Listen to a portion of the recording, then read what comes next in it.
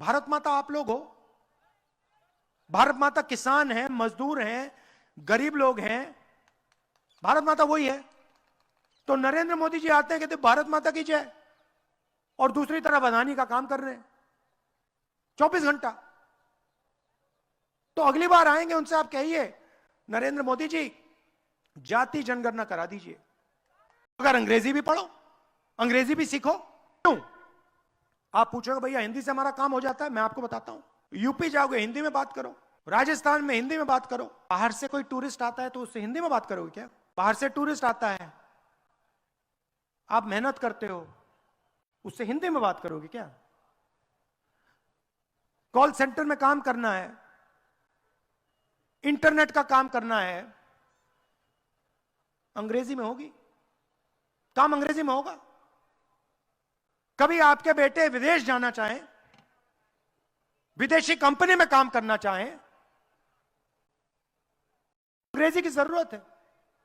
तो ये चाहते हैं कि दो हिंदुस्तान हो, एक अदानी वाला, उसमें सब लोग अंग्रेजी बोले, और दूसरा गरीबों का हिंदुस्तान जहां अंग्रेजी ना चले।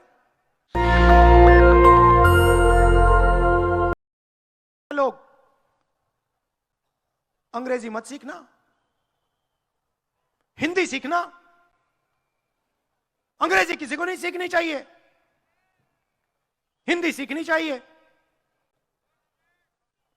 उनके बेटों से पूछो, अमित शाह के बेटे से, अमित शाह से पूछो, बेटा आपका बेटा कहां पढ़ा, हिंदी मीडियम इंग्लिश मीडियम? कहेगा इंग्लिश मीडियम में पढ़ा। आपके बेटे अंग्रेजी पढ़े, आपकी बेटियां अंग्रेजी पढ़े, और गरीब लोग अंग्रेजी ना पढ़े। मैं ये नहीं कह रहा कि आपको हिंदी नहीं पढ़नी, हिंदी पढ़ो, सीखो हिंदी। अगर अंग्रेजी भी पढ़ो, अंग्रेजी भी सीखो। क्यों?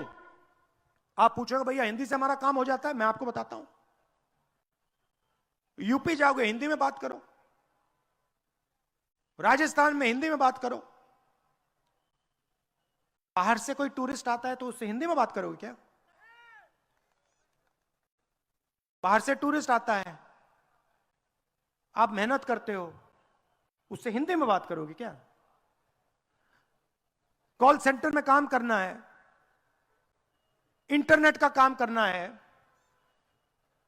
अंग्रेजी में होगी, काम अंग्रेजी में होगा। कभी आपके बेटे विदेश जाना चाहें, विदेशी कंपनी में काम करना चाहें, अंग्रेजी की जरूरत है। तो ये चाहते हैं कि दो हिंदुस्तान हो, एक अदानी वाला, उसमें सब लोग अंग्रेजी बोले, और दूसरा गरीबों का हिंदुस्तान जहां अंग्रेजी ना चले। आप उनकी नौकरियां ना ले जाओ, किसान का बेटा कॉल सेंटर में ना काम कर जाए, मजदूर का बेटा कंपनी ना खोल दे। इसलिए हमने जाल फैला दिया अंग्रेजी स्कूल का पूरे राजस्थान में। कहा कि अगर अमीर बच्चा अंग्रेजी पढ़ सकता है तो वो मौका गरीब बच्चे को भी मिलना चाहिए, किसान के बेटे को मिलना चाहिए। किसान का बेटा क्या, किसान का बेटा सपना देखे मैं पायलट बनना चाहता हूं, एक दिन मैं पूरी दुनिया में जाना चाहता हूं हवाई जहाज उड़ा के, क्यों नहीं? ये कहते हैं नहीं, दो हिंदुस्तान है, किसान को खेती करनी है, मजदूर को मजदूरी करनी है, अदानी जी को पैसा बनाना है। आखिरी बात, आपका पुराना पेंशन स्कीम नरेंद्र मोदी ने रद्द किया, हमने यहां पे लागू कर दिया।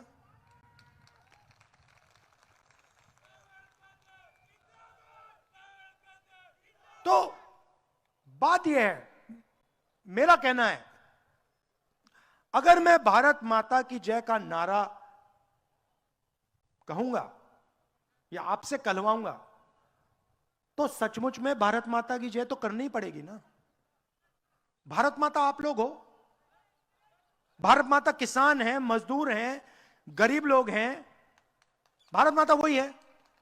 तो नरेंद्र मोदी जी आते हैं, कहते भारत माता की जय, और दूसरी तरफ अदानी का काम कर रहे हैं 24 घंटा। तो अगली बार आएंगे उनसे आप कहिए, नरेंद्र मोदी जी जाति जनगणना करा दीजिए।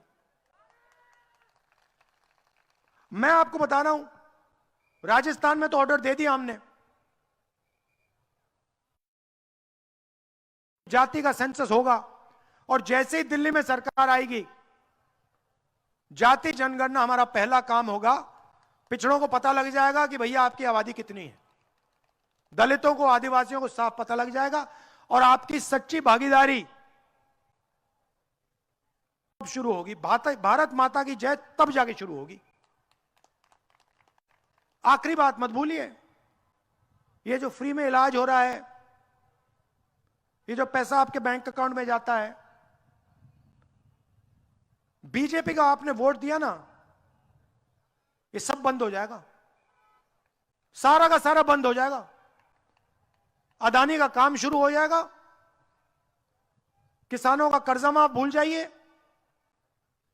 फ्री में इलाज भूल जाइए, 500 रुपए का गैस सिलेंडर भूल जाइए। तो कांग्रेस पार्टी का पूरा समर्थन कीजिए, ओपीएस भूल जाइए, तो कांग्रेस पार्टी का पूरा समर्थन कीजिए, और मिलकर सचमुच में भारत माता की जय करनी है। धन्यवाद। तो सवाल है, सब लोग ये नारा लगाते हैं, बहुत सुनने को मिलता है, भारत माता की जय, मगर ये भारत माता है कौन? ये है क्या? सवाल है। जिसकी हम जय करते हैं, सब लोग करते हैं, मैं करता हूं, आप लोग करते हो, सब लोग करते हैं। तो ये भारत माता, ये है कौन? देखिए, ये भारत माता, ये धरती है, हां ना? हैगी? ये भारत माता इस देश के लोग हैं?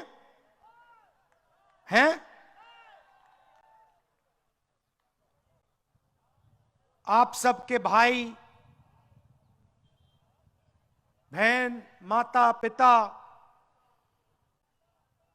गरीब लोग, अमीर लोग, बुजुर्ग लोग, सारे के सारे जो लोग हैं जिनमें ये आवाज गूंजती है भारत माता की, ये भारत माता है। सही?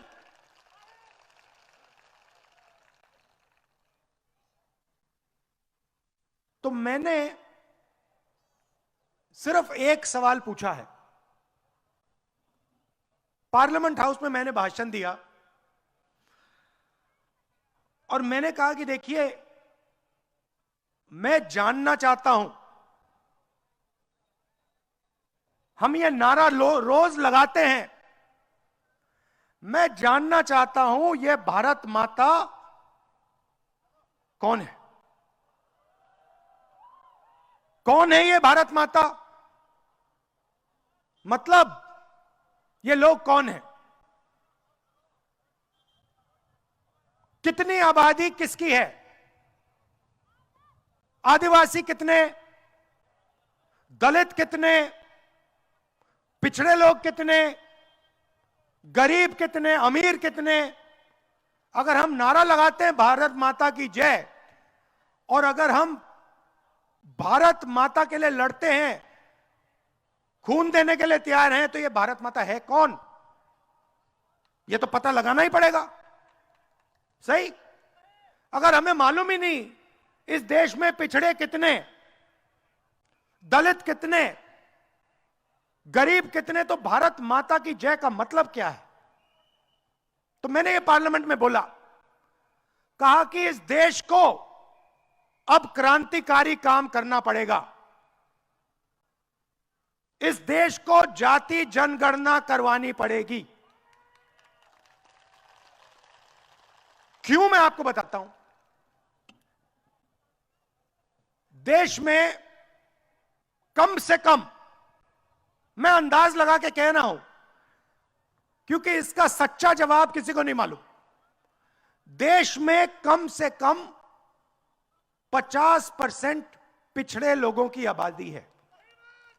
उनको आप पिछड़ों कह दो, उनको आप ओबीसी कह दो, उनको आप देश की रीढ़ की हड्डी कह दो, उनको आप मजदूर कह दो, किसान कह दो, देश को रोजगार दिलाने वाले लोग कह दो, जो भी आप कहना चाहते हैं कह दो, मगर कम से कम उनकी आबादी 50% है।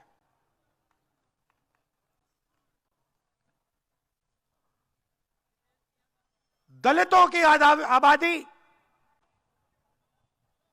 15%, आदिवासियों की आबादी 12 से 14%।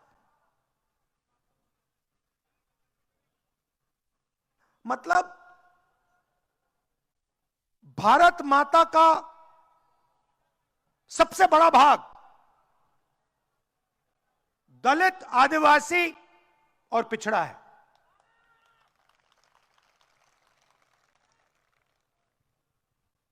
अब देश में सब लोग भारत माता की जय नारा लगाते हैं,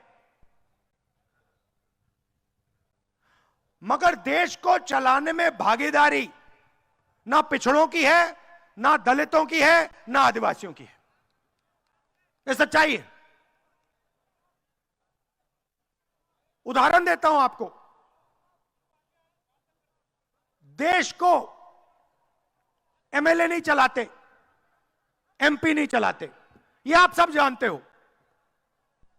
आप किसी भी बच्चे से पूछो, भाई क्या करना चाहते हो बड़े होके? मैं भारत जोड़ो यात्रा में चला, 4000 किलोमीटर चला, हजारों बच्चों से मैंने यह सवाल पूछा, बेटा क्या करना चाहते हो? सारे के सारे कहते हैं हम तो भैया आईएएस में जाना चाहते हैं। सही गलत? सही है ना? मतलब देश का 10 साल का बच्चा जानता है कि देश को सरकार के अफसर चलाते हैं, देश को आईएएस के लोग चलाते हैं। एमएलए चुनाव जीतता है, चुनाव हारता है, एमपी चुनाव जीतता है, चुनाव हारता है, अफसर कभी बदला नहीं जाता। एक बार वो आईएएस में घुस जाता है, पूरी जिंदगी वहां पे काम करता है। ताली बजा रहे हैं, बात समझ गए?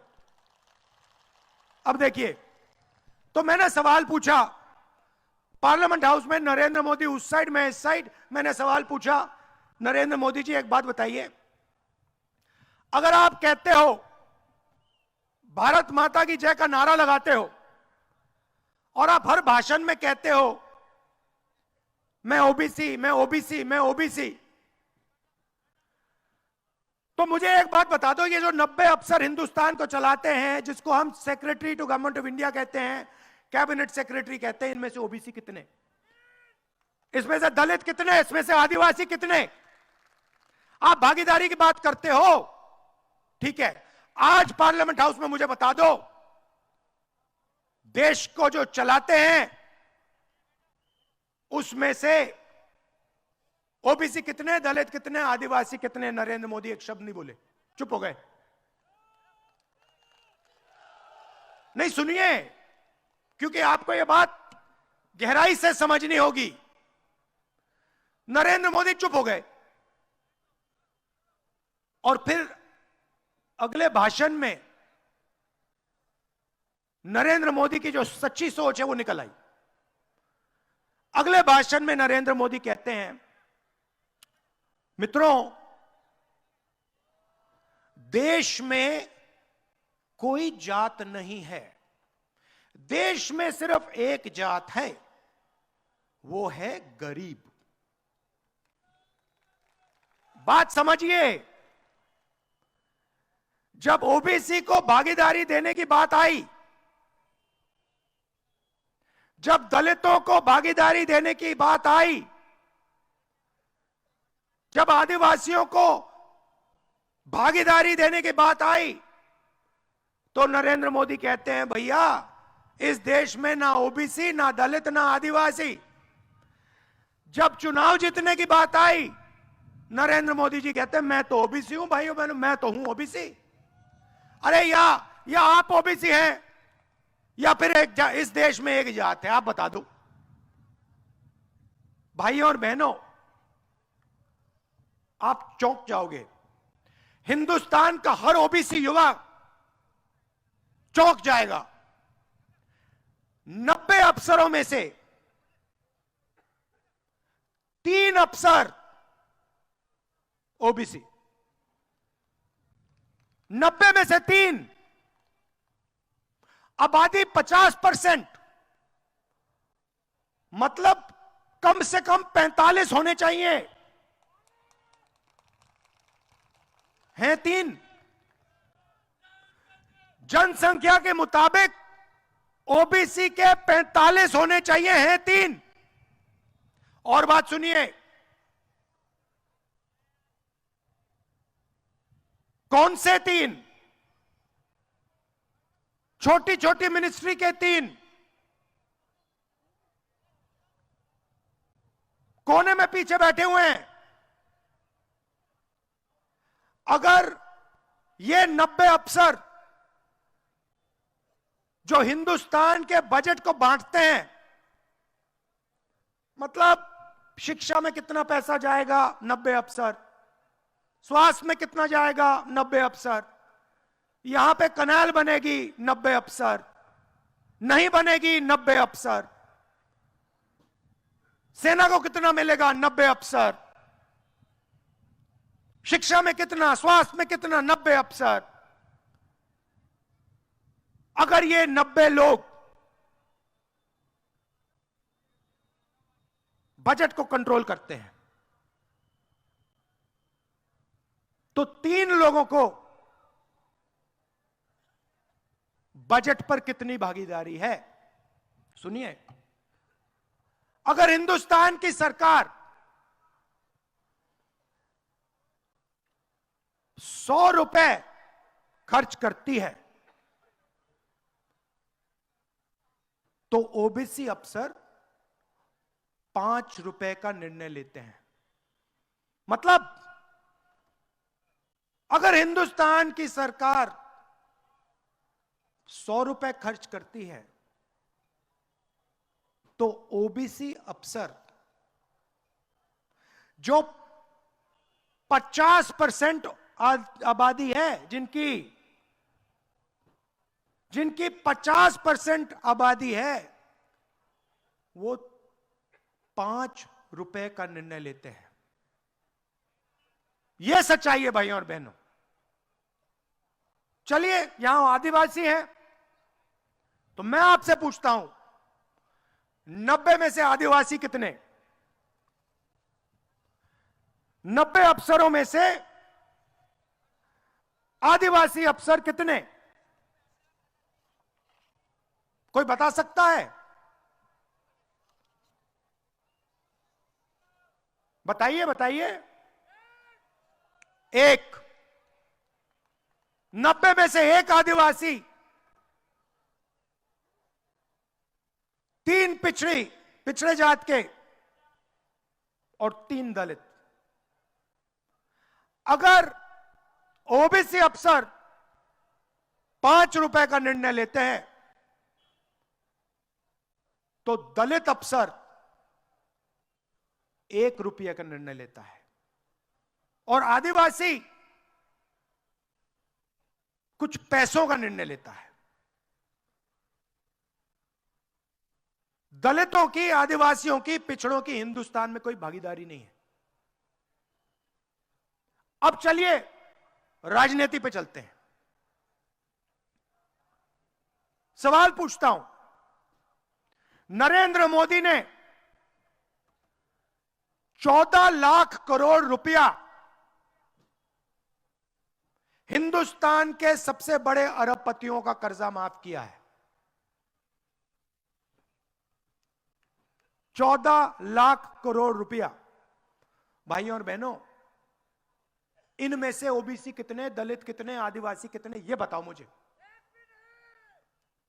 14 लाख करोड़ रुपया कर्जा माफ किया नरेंद्र मोदी ने, उसमें एक आदिवासी नहीं, एक दलित नहीं, एक पिछड़ा नहीं, मतलब हिंदुस्तान की 80% आबादी में से कोई नहीं।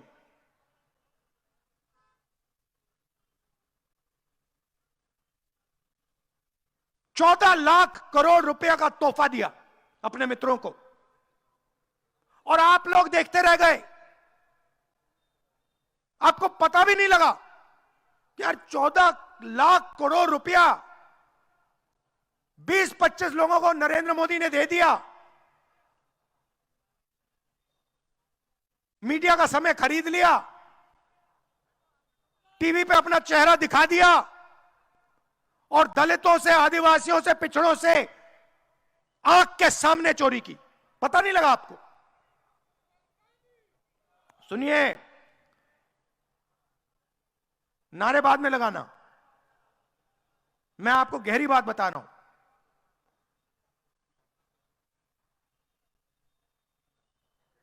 जीएसटी लागू की, कर्जा माफ किया ना 14 लाख करोड़ का, तो पैसा कहां से आया? आसमान से तो नहीं टपका। मतलब जैसे बारिश गिरती है वैसे पैसा तो नहीं गिरता ना, कभी आपने देखा है? नहीं ना, तो कहीं से तो आया होगा, आपकी जेब में से आया। आप पेट्रोल पंप में जाते हो, ट्रैक्टर में पेट्रोल भरते हो, जीएसटी का पैसा निकलता है। आप ढाबे में खाना खाते हो, जीएसटी का पैसा निकलता है। आप शर्ट पहनते हो, जीएसटी का पैसा निकलता है। पतलून खरीदते हो, जीएसटी का पैसा निकलता है। अच्छा, एक बात बताओ,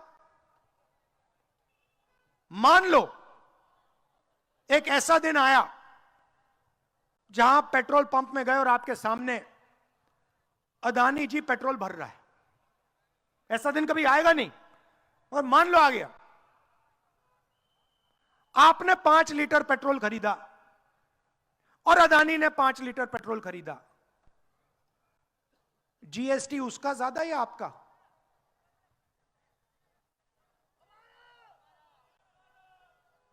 तो आप जीएसटी ज्यादा देते हो, आपकी आमदनी कम, आप उतनी जीएसटी देते हो जितना वो देता है। जीएसटी आपके जेब से निकल रहा है। किसके जेब से? पिछड़ों की जेब से, दलितों की जेब से, आदिवासियों की जेब से, गरीब जनरल लोगों के जेब से निकल रहा है। और 14 लाख करोड़ रुपया नरेंद्र मोदी ने 20-25 लोगों का कर्जा माफ कर दिया।